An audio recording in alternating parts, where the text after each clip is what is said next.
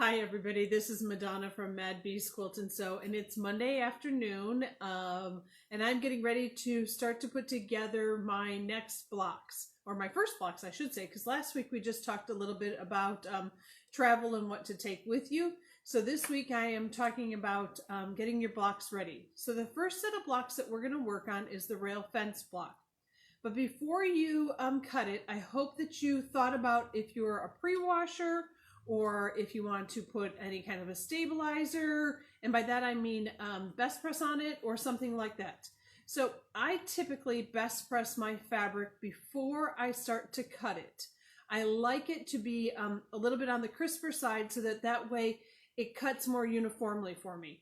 I do not put water in the iron, and I do not use best press as I'm actually sewing my pieces together.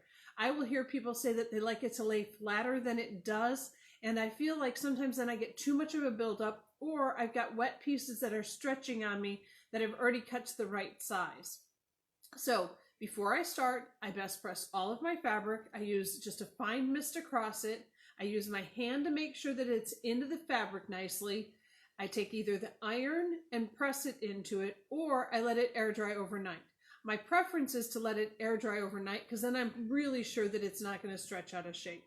So that's how I prep my fabric. I am not a pre-washer. I never have been. I hear some people who like to pre-wash like flannels and that kind of stuff. I like the way that a quilt looks once it's washed and it actually scrunches up a little bit. That's a preference that you have to make the decision of.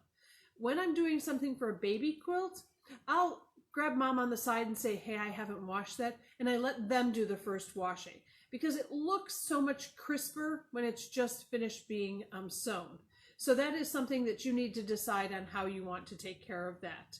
You could pre-wash all the fabrics before you put it into the quilt, or wash the quilt after you've finished it, or you can just tell the person that you're giving it to that they need to wash it. But I would probably wash it before I put it on my bed to use it. Okay, so we've pre-washed. Last time I talked a little bit about cutting your strips, and now today I'm going to spend a little bit of time on actually sewing your strips. So when we sew them together, we need to worry about our 1/4 of an inch. Almost all of the patterns today use a scant 1/4 of an inch, which by that I mean that you don't want to be quite as wide as the foot. You need to be a little bit narrower than that. So I have a couple tools that I like very much so that will help with that. So Deanna, I need you to come around the back here. So Deanna's filming me today. Thank you. And so I'm going to show you on my machine what that means for me. So when I'm placing my fabric up underneath my sewing machine, right now I have this 1/4 inch tape, and this is called diagonal tape. Diagonal seam tape, sorry. Diagonal seam tape. We sell it here in the store. It actually has a really nice finish on it, so it slides really nice. I have seen people use other types of tapes, but they kind of are a little bit rough so that they seem to not let your fabric move as easily. I have lined up the 1/4 inch mark right there on my machine, and then I've made sure that my 0 is right on the 0, and that's the line that I'm using so that I'm straight into that. Then the other option I have is using my actual 1/4 inch foot. But that only gives me a guide right there, and I really can't see my fabric then to make sure that I'm going in straight. This is going to give me another availability to look at it. One of the products I use with younger sewers is a product that's called Sewing Edge. And it is actually a tape that's a little bit on the thicker side. It's kind of a plasticky, it's sticky. You can place it wherever you want on your sewing machine bed. It peels up. If you don't put it down too hard, it peels up. There we go. It peels up, and you can actually move it to from one spot while you're not using it, put it back down again, and use it again. But this does have a little bit more of a lip on it so that way you can sew right up against it. So today I'm going to leave this tape on. I am going to look at my stitch length. When quilting, we want to be a stitch length of about 2. So most of the machines nowadays have the ability to change your stitch length. This is a little bit older of a machine, so I just am going to turn it down right to a 2. I'm also going to make sure that my machine is in the needle down position. That's going to help as I reposition my hands to be able to get a straighter line. So when I take my strips, and today I'm just going to work on the rail fence strips, I'm going to put them together. And I'm going to give them a good shake here. I've got my strips all cut. And this is my light. So in my rail fence, I've got my light and my other two darks on the other sides of it. I'm going to attach two of these together. Right sides together. Line them up. Now, a trick that I learned many years ago is if I take these to the ironing board right now and press them together, they don't move around nearly as much when I'm sewing them. So that's something, if you're having a hard time holding onto them and you press them together, they'll actually stay together better through your machine. So now I'm going to put this underneath my machine here. And when I put my presser foot down and on top of it, I do not want to see any fabric on this side of my foot. So see, there's nothing poking through there.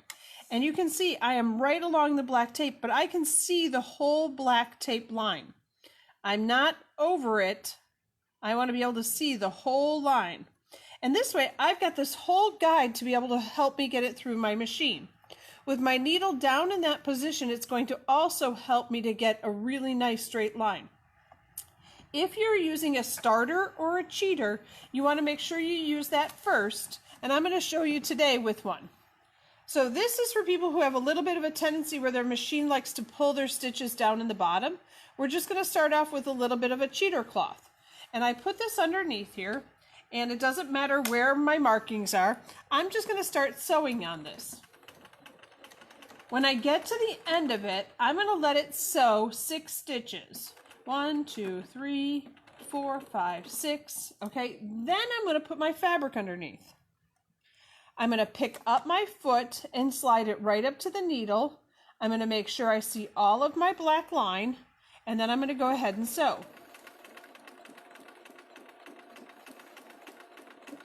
I'm going to continue sewing like this all the way to the end of the strip. So slow and steady, and making sure that I can see that black line the whole way through. Now, when I've got this up here, I'm going to pull this out so I can show you. Up here, I've got my little cheater, my little starter. And you can see, hopefully you can see, can you see how nice and twisted that is in there?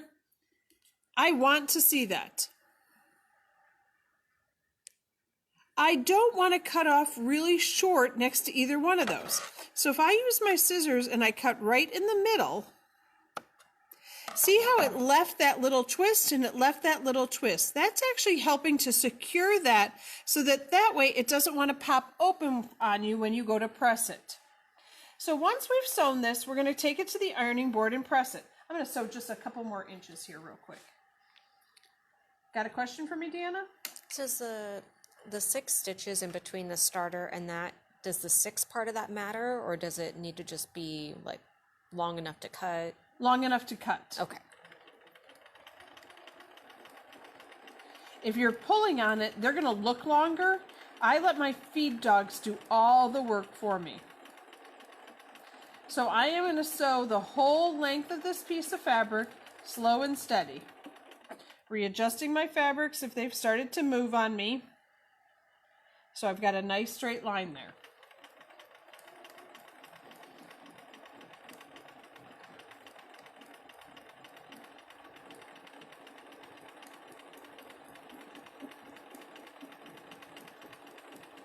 Hello to everybody out there in the camera world. I'd love to see some more hearts pop up on that screen telling me that you're watching today.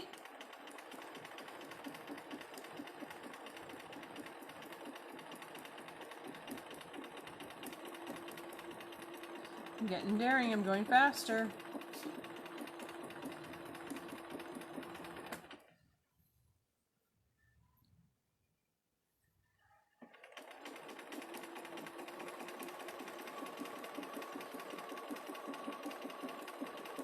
Okay, that gives us a good start there, okay? We're going to continue that all the way down our strip, but I want to get over to pressing.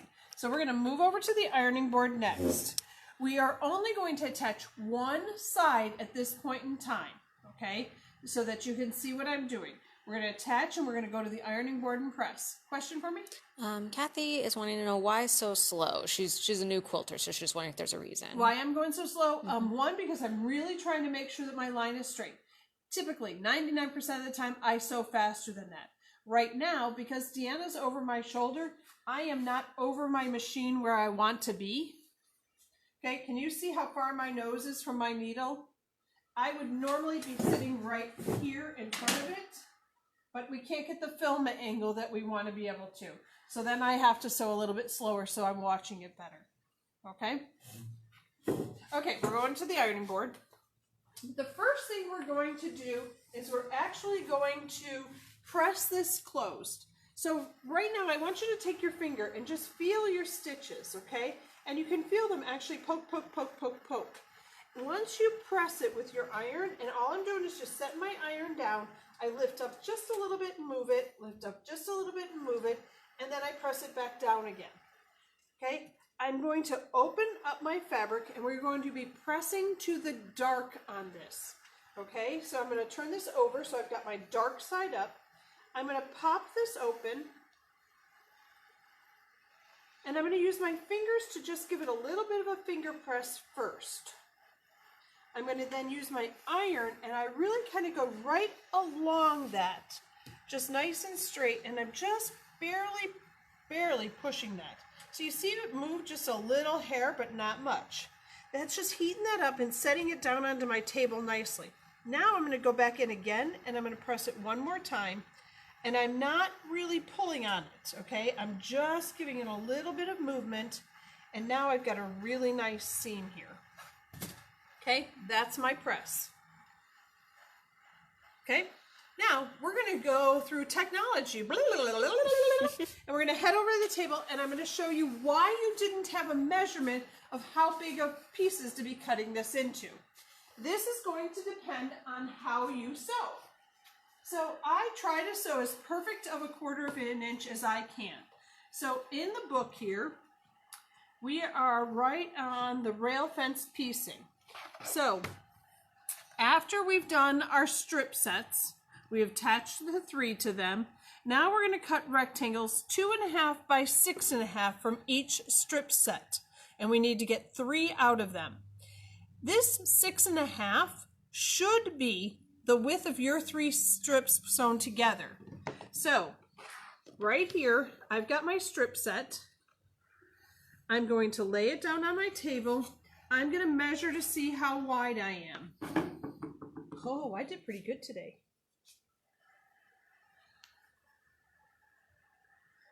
I want to be at 6.5, and I am just a hair shy of 6.5. Can you see how little bit? I'm not even 1/8 of an inch shy. So I'm going to be very happy with cutting them at 6.5 inch increments. The ruler that I have in class today is only a 6-inch wide ruler. So this is how I'm going to take care of this. I am first off going to change to the other side of my mat because I like the lighter side. I'm going to clean up my end. Which I mean by that is I need to get rid of this so it's not wonky. I'm going to line a line up at the top, and I'm going to look down here at the bottom and make sure that both of those lines are sitting pretty darn close to being on a marking for me.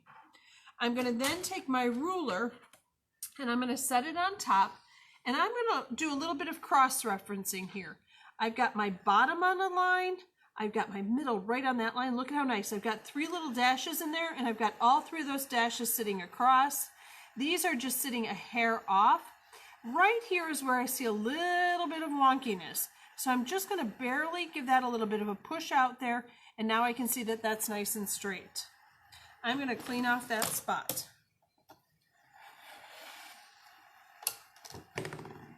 And there we go. Now, we're going to measure over 6.5 inches for our first cut. Okay, so we've got a couple of options on how to do that. We know that we need 6.5. We can use our mat as a guide for us.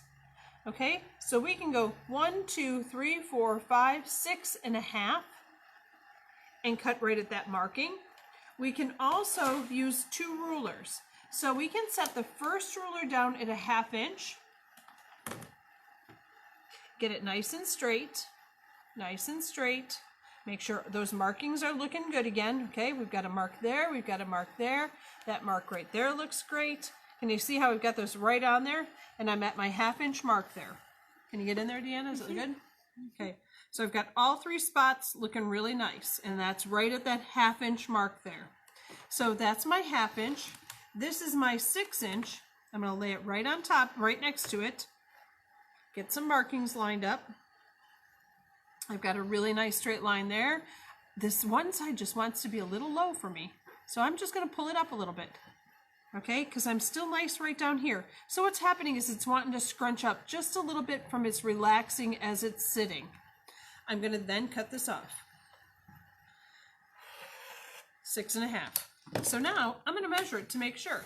So I'm going to turn it the other way. I'm going to put my ruler right about the center of it and measure and look. Shazam! I done did good today.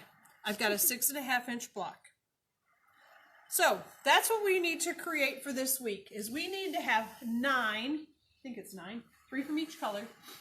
9 of these rail fence blocks. I want to make sure they're saying it right. The rail fence blocks. You should wind up with 3 rectangles. Leftover strip sets we'll use later. Press and make 3. So yes, from each set of colors, you will need to get 3 rail fences. So that's what I have for today. That's your homework for today. So a couple of things to remind you about. Tomorrow we're on Comment Sold, which means tomorrow evening at 5 p.m. we'll be meeting again. We'll be going over some tips and tricks again at the very beginning, and then we've got some new product for you. What else is happening? Oh, tea parties this week. So if you haven't gotten your tea party kit, it's a fun springy pillow Valentine. So it's a really nice kit. So that's what I have for today. Are there any other questions, Deanna? No questions, but Mackenzie called you the master of pressing, so you can add that to your resume. There you go. I can put that on my resume. Okay, good deal. Everybody have a great afternoon, and I will see you next week, Monday, and we'll move on to the next step, which is we're going to start working on 9 patch blocks. So we'll see you then. Bye now.